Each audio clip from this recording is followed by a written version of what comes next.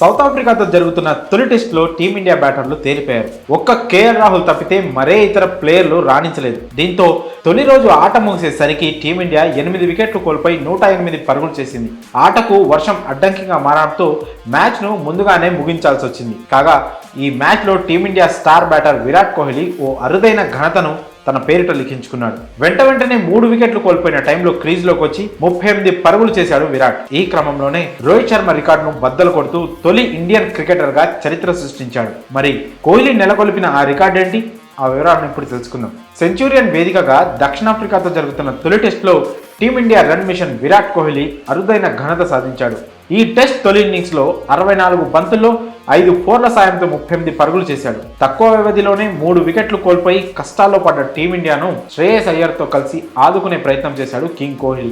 ఈ క్రమంలోనే team India captain Rohit Sharma రికార్డును బద్దలు కొడుతూ చరిత్ర సృష్టించాడు కోహ్లీ. ప్రపంచ టెస్ట్ ఛాంపియన్షిప్ హిస్టరీలో అత్యధిక పరుగులు చేసిన టీమిండియా తొలి ప్లేయర్గా విరాట్ నిలిచాడు.